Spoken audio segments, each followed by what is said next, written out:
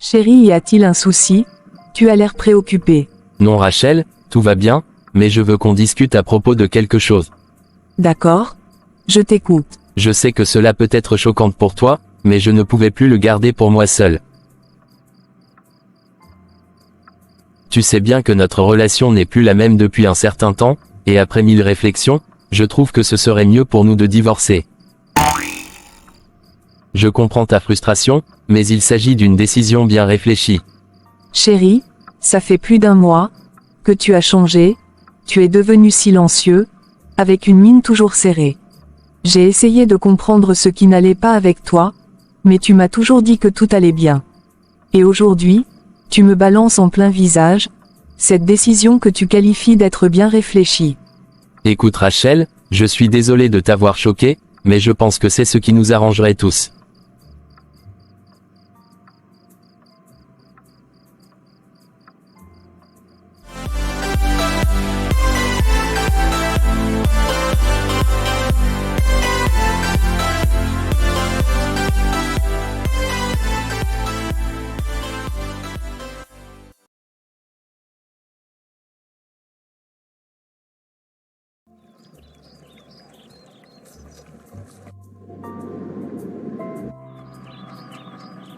Bonjour chérie, j'espère que tu as bien dormi, vu que tu n'as pas dormi dans la chambre.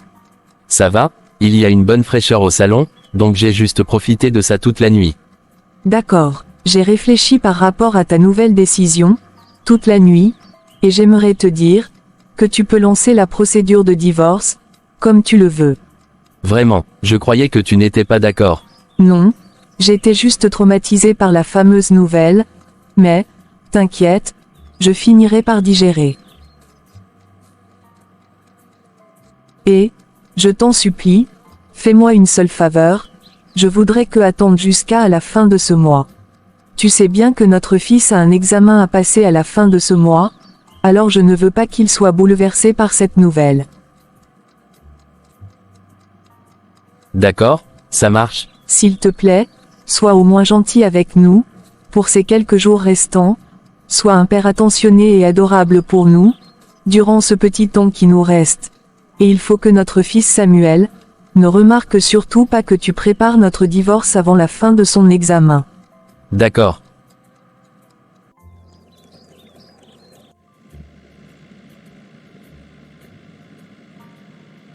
Pourquoi Rachel a-t-elle accepté ce divorce si facilement? Et pourquoi me demande-t-elle d'être gentil et autre avant que notre fils ne finisse son examen?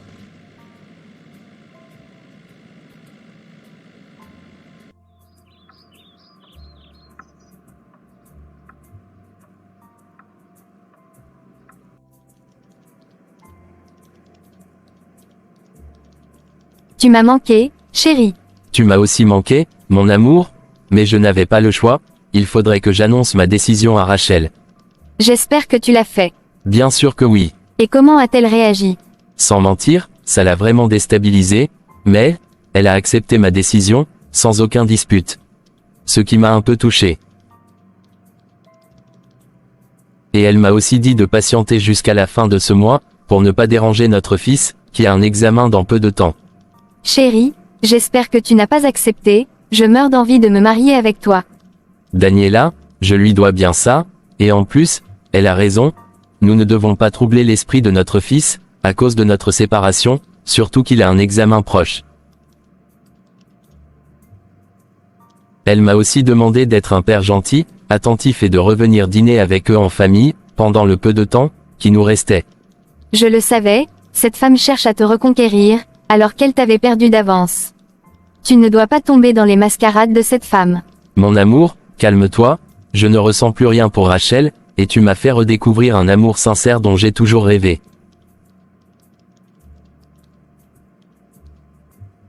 Tout ira bien, il ne reste que quelques jours. Quoi? Y a-t-il un problème entre vous? Non, nous n'avons aucun problème, mais j'ai constaté un changement radical chez Nestor, depuis un certain temps. Je lui ai posé la question, mais il ne m'a rien dit. Hier nuit, il est rentré tard comme d'habitude, et me balance en plein visage cette fameuse décision qu'il a prise. Donc mon frère veut vraiment divorcer. C'est bien ce qu'il m'a annoncé. Il t'a dit pourquoi? Il ne m'a rien expliqué, il veut juste divorcer. Oh mon Dieu! Tu ne dois pas accepter cela, et en plus, il faut que tu cherches à comprendre ce qu'il cache, peut-être qu'il a une autre liaison, et elle lui met la pression. Élodie, je n'ai pas cette force, tu connais bien ma situation, et je n'ai pas du tout envie de gaspiller le peu du temps qui me reste à suivre quelqu'un qui ne sait même plus que j'existe. Je préfère prendre ce temps pour démonter un vrai amour envers mes proches et surtout à mon fils qui ne mérite pas de vivre cette vie que nous lui réservons. Il sait que tu es malade. Non, il ne le sait pas. Le jour où je sentais que quelque chose n'allait pas, et je lui ai dit de m'accompagner à l'hôpital, il m'avait dit qu'il n'avait pas le temps. Lorsque je suis allée, et le docteur m'avait dit que j'avais un cancer, et que je devais revenir pour faire un diagnostic complet, je voulais raconter tout cela à ton frère, mais il n'avait pas le temps pour moi. Alors, lorsque je suis retournée à l'hôpital, et le docteur m'a annoncé la mauvaise nouvelle, j'ai décidé de lui cacher ça, car il n'en avait rien à faire de ma santé. Maman Samuel, je pense que c'est le moment de lui dire. Pas du tout, tout ce qui préoccupe Nestor présentement, c'est la préparation de notre divorce, et une telle nouvelle lui fera plaisir. Il ne doit pas savoir que je suis malade.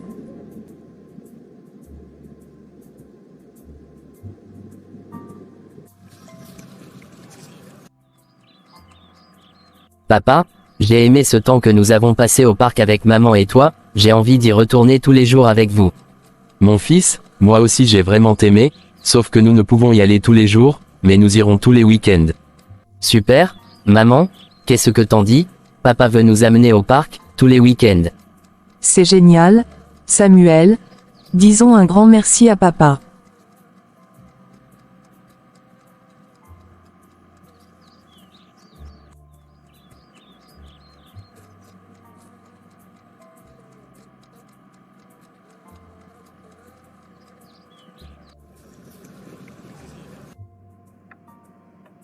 Élodie, sois la bienvenue. Merci mon frère. C'est maman qui m'a envoyé, vu que tes contacts ne fonctionnent plus. Elle veut te voir, et elle dit que c'est urgent. Tu n'as qu'à lui dire que je suis occupé ces derniers temps. En plus, je sais bien pourquoi elle m'appelle, et tu peux simplement lui dire que j'ai déjà pris ma décision à propos de ma relation avec Rachel. Nestor. Parfois, nous prenons des décisions que nous regrettons par après. Rachel t'aime plus tout au monde, et Dieu vous a béni avec un fils merveilleux. Pourquoi veux-tu alors détruire cette famille?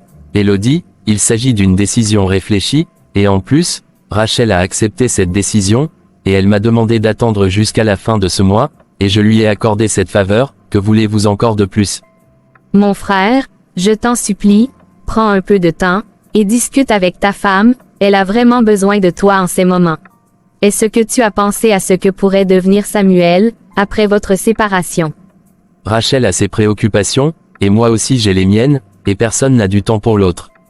Alors il vaudrait mieux de nous séparer.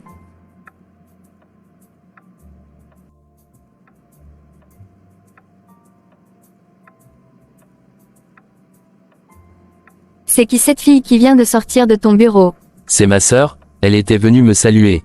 Et pourquoi elle a une mine serrée en partant? Ah, t'inquiète, elle voulait juste quelque chose. Bref, oublie celle-là. Depuis hier soir, je ne t'ai pas vu, et je mourais d'envie de te voir, c'est pour cela que je suis venue. J'avais prévu de venir te voir, juste après le travail. Moi-même je suis déjà là, et je veux que me fasse l'amour, j'en meurs d'envie.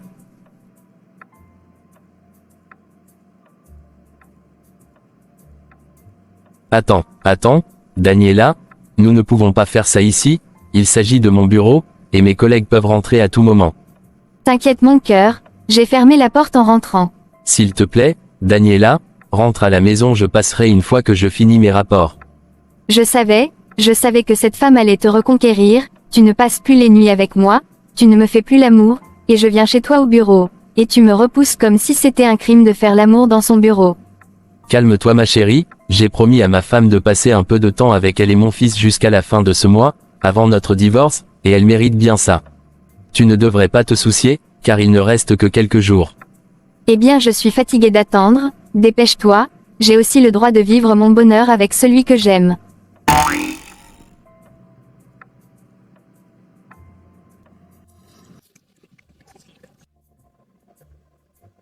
Samuel, que fais-tu encore sur l'ordinateur? Papa, tu nous avais promis de nous emmener maman et moi au parc ce soir, et nous avons attendu toute la soirée mais tu n'étais pas revenu. Je suis désolé, mon fils, je ne manquerai plus mes promesses, on ira au parc demain soir. C'est vrai, papa? Oui, c'est vrai, nous irons au parc demain.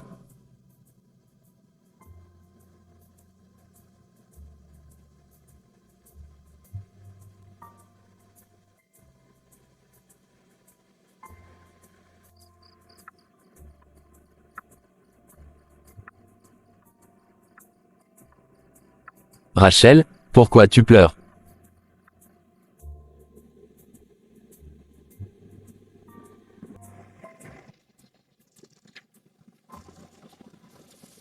Quand j'ai dit à ma femme Rachel que je voulais divorcer, je pensais que c'était la meilleure solution. Mais, lorsqu'elle m'a demandé d'attendre jusqu'à la fin de ce mois, pour notre fils, pour qu'il puisse terminer son examen sans être perturbé, et vivre ensemble comme une famille normale pendant ce temps, j'ai accepté, sans vraiment comprendre ce que ça impliquait. Mais maintenant, après ce moment passé avec eux, je vois les choses différemment. Je vois à quel point notre fils a besoin de nous, de sa famille unie. Et moi aussi, j'ai besoin d'eux. J'ai redécouvert l'amour sincère que j'avais perdu de vue depuis si longtemps. Et puis il y a Daniela. Cette pression qu'elle met sur moi, cette insistance pour que je quitte ma femme le plus vite possible pour me mettre avec elle. Mais maintenant, je réalise qu'elle ne m'apporte pas ce dont j'ai vraiment besoin. Elle n'est pas aussi attentionnée, aussi compatissante que Rachel. Et je me demande, ai-je pris la bonne décision en voulant divorcer?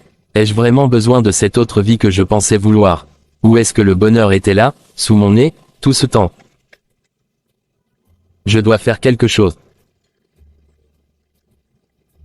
Nestor, ça fait 3 jours que je t'appelle, et tu ne réponds pas, est-ce que tu penses à moi quand même? Daniela, calme-toi, j'ai quelque chose à te dire. Ne me dis pas de me calmer, il faut que tu penses à ta nouvelle vie que tu vivras avec moi, au lieu de penser à l'ancienne vie que tu veux abandonner. Daniela, écoute-moi. Daniela, je suis désolé de te l'annoncer, mais notre relation s'arrête là. Après 1000 réflexions, j'ai décidé de ne plus divorcer.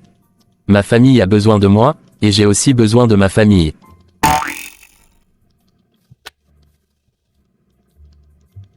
Tu es un enfoiré, tu n'es même pas un vrai homme. Tu t'es laissé embobiner par ta femme. Au revoir Daniela, je suis désolé de t'avoir laissé dans une fausse espoir. Tu seras maudit Nestor, et je ne te pardonnerai jamais.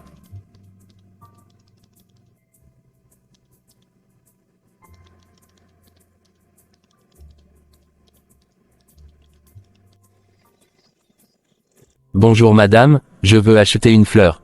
D'accord. Quel type de fleur voulez-vous, s'il vous plaît? J'aimerais l'offrir à ma femme, à l'occasion d'une réconciliation. À vous de voir quel type de fleur convient mieux. D'accord. Un instant s'il vous plaît.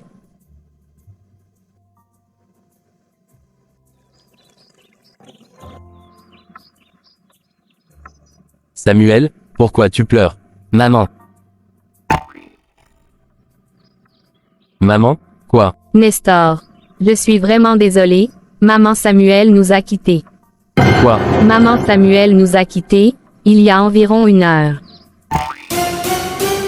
C'est impossible, ma femme ne peut pas mourir ainsi. Je ne peux pas croire à ça.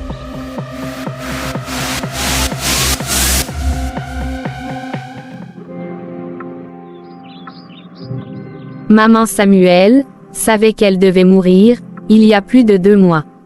Le jour où elle t'a demandé de l'accompagner à l'hôpital et tu as refusé, et elle est partie seule, les docteurs lui ont diagnostiqué un cancer, et que son cœur n'avait que 2 mois et demi pour arrêter de fonctionner.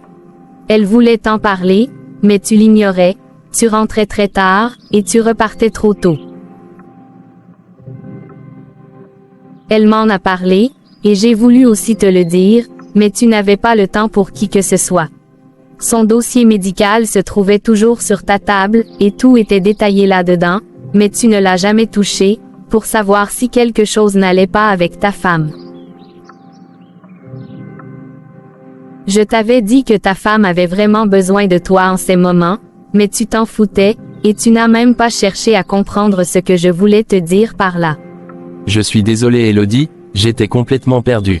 Ces derniers jours que Rachel m'a demandé de passer avec elle et Samuel, avant de nous séparer, m'ont fait comprendre que j'avais vraiment besoin de ma famille à mes côtés, et ma famille aussi a besoin de moi. C'est pour cela que j'ai changé d'avis ce matin, je suis allé rompre avec Daniela que j'avais prévu épouser, et j'ai acheté cette fleur, que j'avais prévu offrir à Rachel comme signe de réconciliation, sauf que c'était trop tard.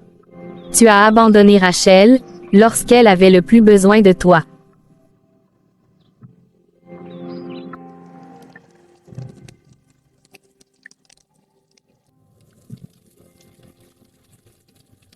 Oh Rachel mon amour, si seulement je pouvais revenir en arrière, si seulement je pouvais tout changer. Je suis tellement désolé de t'avoir abandonné, toi qui avais le plus besoin de moi. Je ne savais pas que tu étais malade. Tu portais ce fardeau en silence, pour protéger notre fils, pour que notre famille reste forte. Mais moi, j'étais aveuglé par mes propres préoccupations, par mes propres désirs égoïstes. Je t'ai laissé seul, je t'ai laissé souffrir en silence. Et maintenant, je suis ici, devant ta tombe, réalisant trop tard l'erreur que j'ai commise. Je donnerai tout pour revenir en arrière, pour te serrer dans mes bras une dernière fois, pour te dire à quel point je t'aime. Mais c'est trop tard, tu es parti, et je suis seul avec mes regrets et mes remords. Pardonne-moi, Marie, s'il te plaît. Pardonne-moi pour tout ce que j'ai fait, pour tout ce que je n'ai pas fait. Je ne pourrai jamais me pardonner moi-même,